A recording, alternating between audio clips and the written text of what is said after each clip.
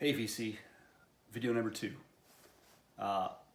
Thanks a ton for all that support. A lot of channels subbed to me, a lot of people in the comments were giving me some great feedback. I really liked interacting in the comments. Please keep them coming.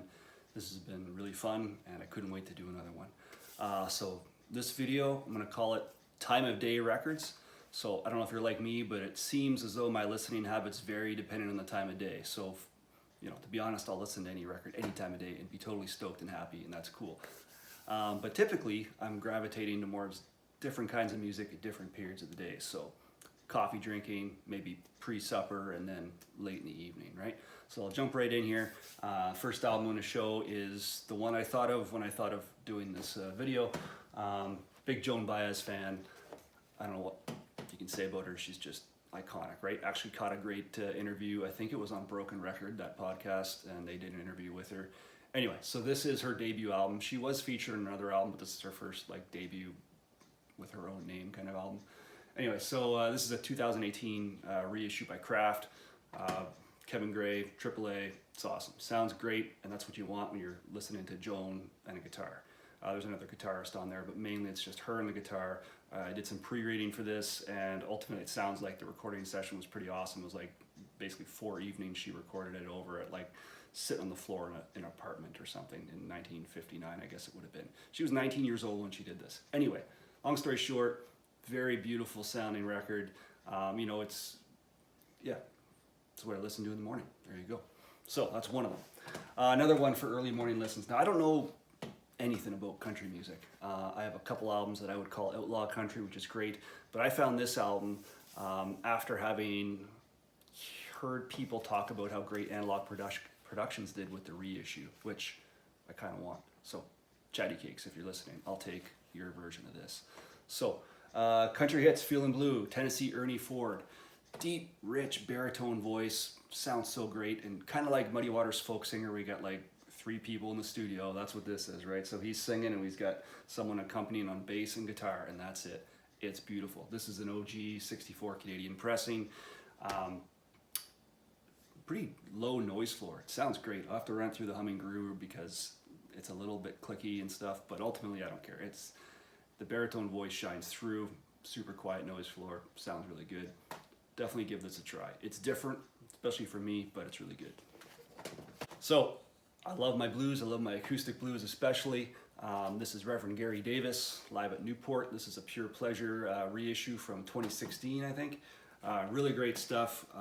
Press the Palace sounds pretty damn great. Can't get enough of this. I think I did an Instagram post on this album and this guy.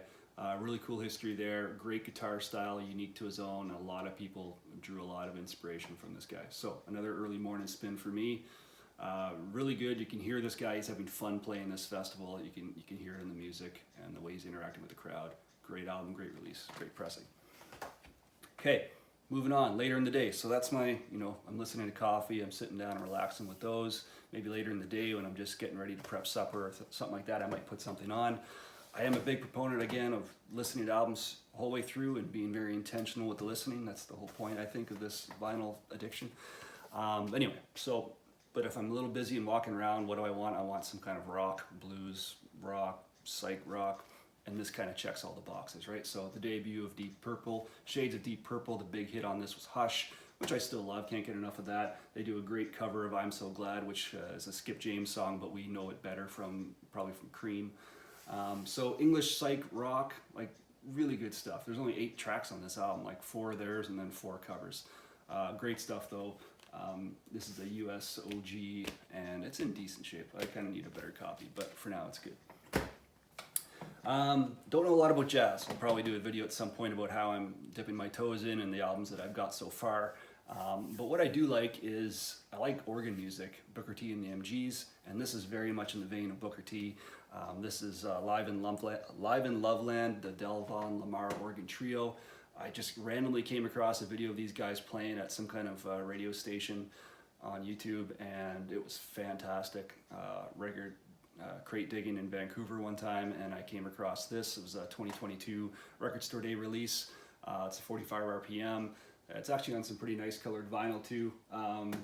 This is Coal Mine Records, so a really good record company or record label. They do high quality work. Yeah, anyway, so kind of nice if you're into the colored vinyl. That's definitely a win right there. So jazzy stuff, soul, funk, jazz, really great to listen to. And like all these late afternoon pressings or late afternoon albums, they're all just kind of designed to put me in that good mood and keep me in that good mood. Okay, and finally, as far as the late afternoon stuff goes, back to UK related rock, and this is I guess you call it Irish rock. Rory Gallagher's band Taste. So I have a line on their second album. I'll probably pick that up in a couple weeks, but this is their debut, and this is an OG Canadian press on Polydor, 1969. Great stuff on this album. When I was prepping for the video, I did some research on Taste, and it's pretty cool. Like, they were touring with Blind Faith across North America. They then released this album, then they were at the Isle of Wight Festival in 1970, that same year that Hendrix was there with The Who, so an iconic year. And apparently there wasn't supposed to be a lot of footage of this band, but when they started playing, they were like, holy shit, start recording. And I guess there's some footage out there, so later on I'm gonna try to dig into YouTube or wherever I can find footage of these guys playing live at Isle of Wight. Anyway, great stuff. Taste, Rory Gallagher. Moving into the evening now. So the evening time, what do I like to listen to in the evening? Usually stuff that's a bit more intense, maybe heavier or deeper. A lot of prog. I listen to my prog stuff or whatever in the evening. I think that's kind of, again, I'm trying to be more intentional with my listening. And anyway, so one of my favorite bands in the last 10, 20 years is The National.